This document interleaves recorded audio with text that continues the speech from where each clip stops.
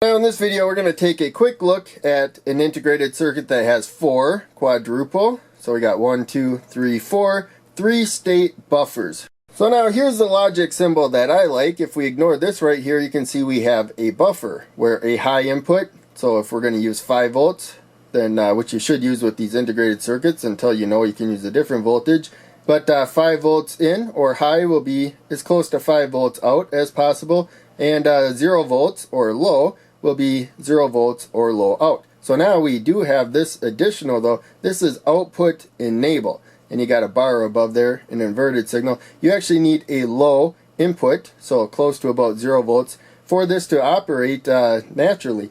Otherwise, if you give it a high input, then it just turns the output off.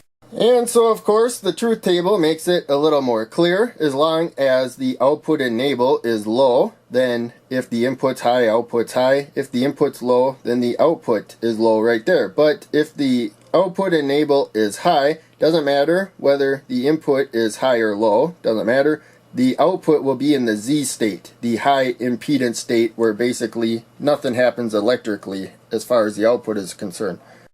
So now when it comes to the pin layout, we have to power the integrated circuit, the 74HC125. I'm using the high-speed CMOS as I said before. And so positive supply to pin 14, negative supply or ground to pin 7 right there. There are 4, as we said before, because of quad, of these integrated circuits right there. So there's the third one, there's the fourth one. We're only going to use this one. So for the where it says OE, that's the data enable input according to one data sheet I looked at, and it marked that it was active low. So that was nice that it added that.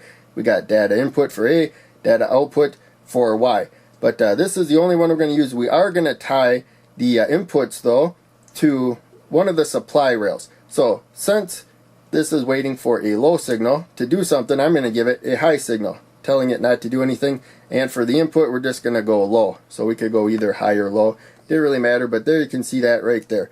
We did that with the 3 that we are not using. So now the one that we are using, which is number 1 up here, you can see that we have the output enable is the top pin. Pin number 1, I got a jumper going to the negative side of the power supply. And then for the input, we have a trim pot right here that we can adjust the voltage. There you can see that we changed it, and the LEDs are lighting up because we are to the negative rail right there. The output right there, there's a little jumper coming down to where these LEDs connect. So now we'll zoom in really quick and take a look at this. So first off, these outputs here can only sink or source about 4 milliamps of current according to one of the data sheets that I read. So we're using a fairly high value resistors. We got a 1 kilo ohm resistor to protect the blue LED when the output's low. So that's basically connected to ground. You can see we got 1 kilo ohm, 1000 ohms coming to the long lead, the anode, short lead, the cathode to there, which is now going to ground. These 2 red LEDs have ground on both sides, so they're not lighting up. We will turn the output high. So now the output's as close to the 5 volts as it can get there, and so is the other side of the red, blue LED. So that's not going to light up. But now current can go through those 2 LEDs when I disable it, as I mentioned before. Now there's no connection to neither supply rail. Basically it's as close to connecting to that plastic as you can at that point. It's not letting current in or out, which again you should limit to about 4 milliamps. So in any case, we got enough LEDs here where they're dropping more voltage than 5 volts. So they won't light up, but these 2 are only dropping really close to 5 volts, and so they got a little bit of current going through them, and so they're a little bit lit. But you can see with the red one, you can barely see that it's lit at the low current, whereas the blue LED gets a whole lot brighter even with a trickle of current.